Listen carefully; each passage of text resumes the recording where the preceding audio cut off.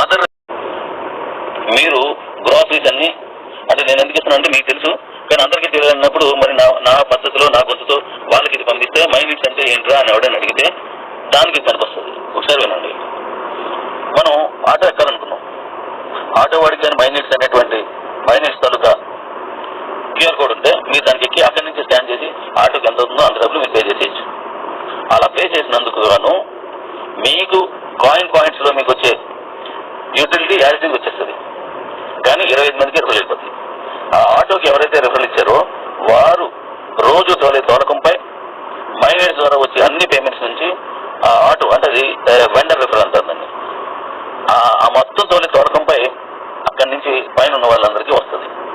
ఆ vendor referral అనేది 12 levels అనుకుంటున్నాను, కస్టమర్ రిఫరల్ అనేది 25 లెవెల్స్.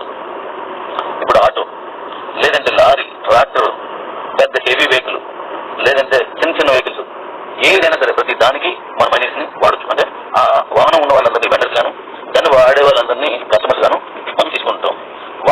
వాడే వాళ్ళ వాహనం వాళ్ళకి ఇచ్చిన వాళ్ళకి వెళ్ళిపోద్ది.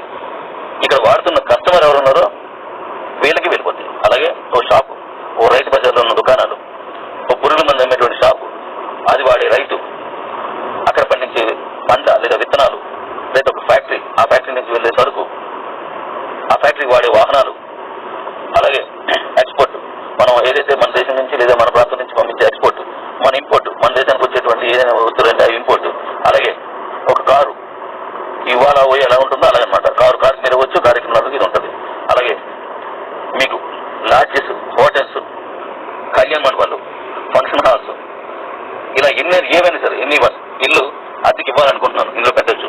నాకు అద్దెకి ఇల్లు కావాలి, ఇందులో చూసి తీసుకోవచ్చు. దాని తాలూకా పేమెంట్స్ ఇందులో పేమెంట్ చేసేయచ్చు. మన మైండ్స్లోనే ఇవన్నీ చేయొచ్చు అనమాట. అలాగే నాకు నార్త్ ఫేసింగ్ లో కావాలి, నార్త్ ఫేసింగే మీకు కనబడతాయి. ఈస్ట్ ఫేసింగ్ కావాలి, మీరు అద్దె తీసుకునే ఈస్టే వస్తుంది. నాకు 2వ ఫ్లోర్ లో కావాలి, ఆ 2వ ఫ్లోర్ లో ఎక్కడైనా ఉంటే అవన్నీ వచ్చేస్తాయి. 5వ ఫ్లోర్ లో కావాలి, అవి వస్తాయి. లేదు నాకు 5,000 రెంట్లో కావాలి, 5,000 రెంట్లో ఎన్ని వస్తాయి. నాకు 50,000 రెంట్లో లగ్జరీ హౌస్ కావాలి, ఆ లగ్జరీ హౌస్ లో వస్తాయి. లేదు నాకు 1,500 1000 రూపాయలు కావాలి, అలా ఎక్కడైనా ఉంటే అవి కూడా వచ్చేస్తాయి. ఓ స్కూల్, ఆ స్కూల్ తరగతి రిప్లేస్మెంట్ అవన్నీ ఇందులోనే ఉంటాయి.